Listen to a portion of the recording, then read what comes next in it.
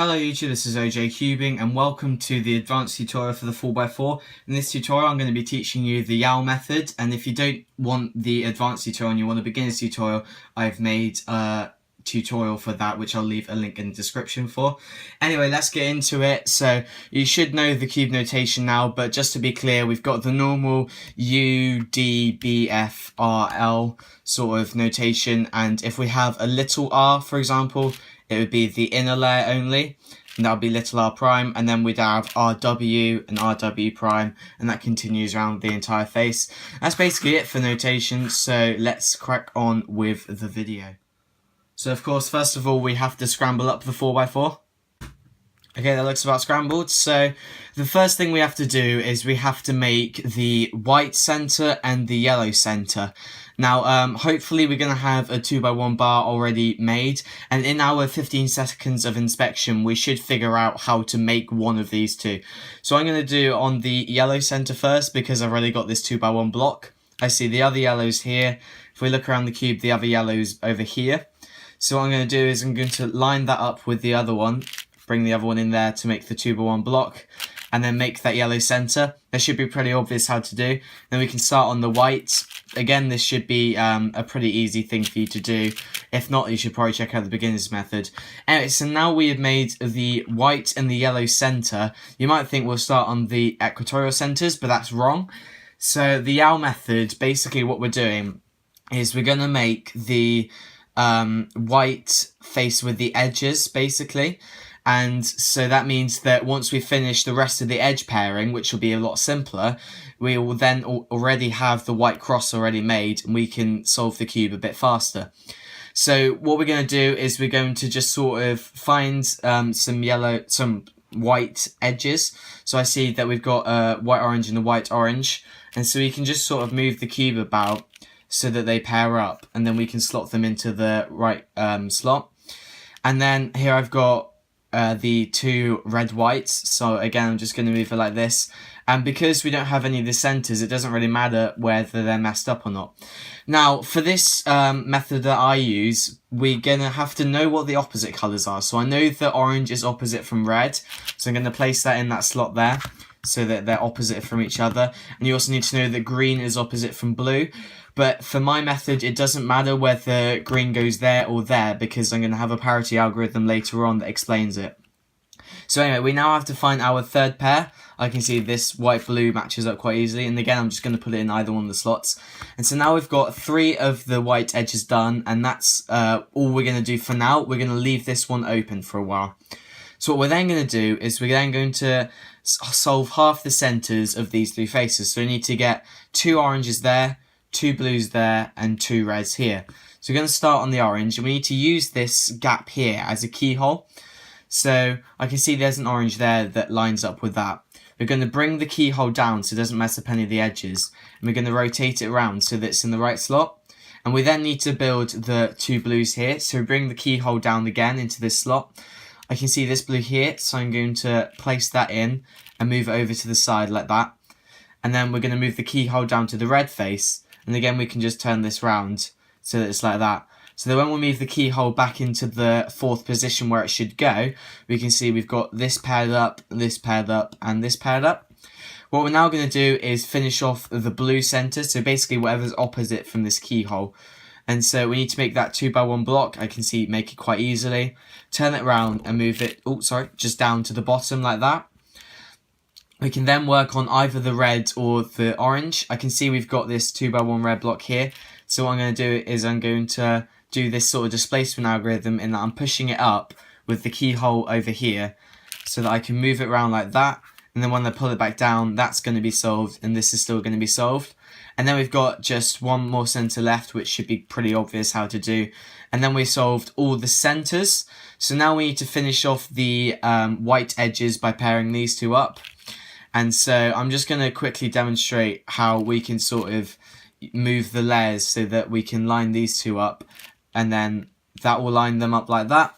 We can move it out of the way, move this slice back, and then you can see we need to put that down into there so that we solved our white cross and all of our centers. And now we can go into the Yau edge pairing method. So the basic idea of the Yau edge pairing is that first of all we're going to have the cubing any rotation as long as white's on the bottom, and we're going to do a UW prime. So basically we're moving this up slice, and what we need to do is solve 3 of these centres round here. So the way we're going to do that is we're going to put the edges into the correct places so that these 2 are correct, so that when we slice back afterwards they're going to pair up. So here I can see we've got the red blue up here, which means we need a red blue down here. So I go and find the red blue, and I see it's up here, and notice it can never be in the bottom layer, which is quite helpful. And so we need to place it down into there.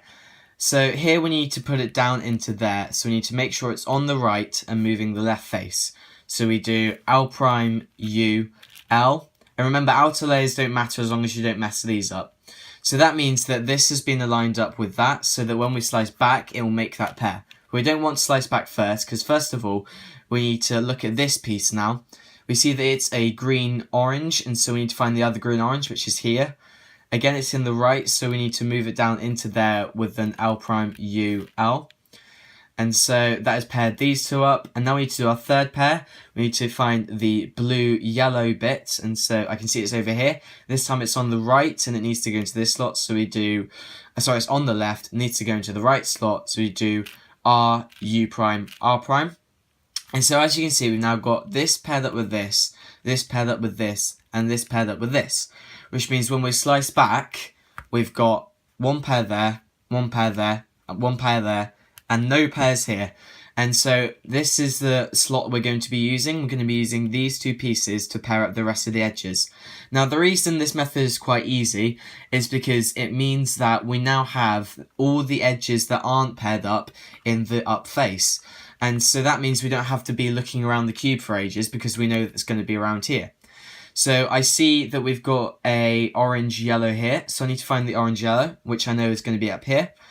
And so again, it's on the left, but it needs to go down to the right, so we're going to do R, U prime, R prime.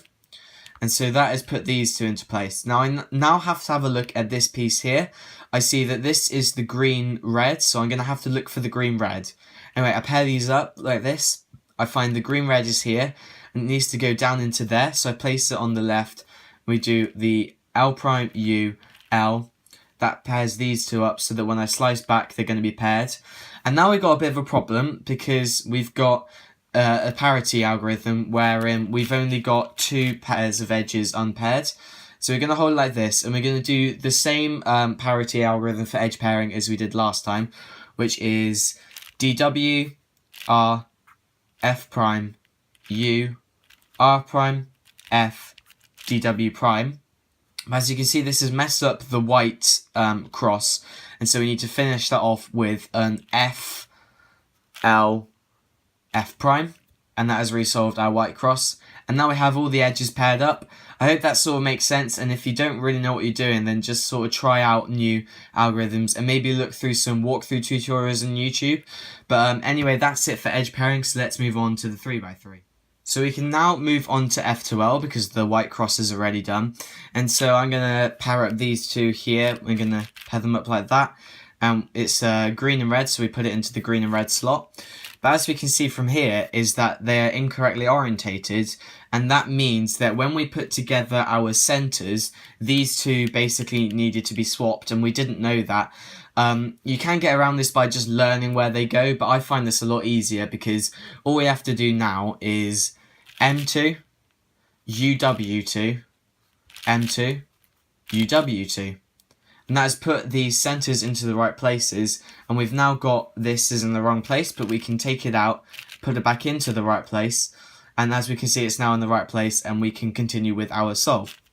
So I'm going to do this quite quickly because you should know how to do F2L. And in fact, you should really know the parity algorithms after this. But if you don't, then obviously we know that this is not a parity because we've got all 4 are in the correct position. But as we know, if it had 1 was in the incorrect position, we can't get under 3x3, so we have to do the parity algorithm. I'm going to go over it first in the sort of method you should be using in terms of let's write it down so I can remember it sort of method, and I'm then going to show you how you can do it quite quickly. So it is RW2, B2, U2, LW, U2, R prime W, U2, RW, U2, F2, RW, F2, LW prime, B2, R2. And that has solved this sort of flipped edge. And I'm going to show you now how to do that with some somewhat speed.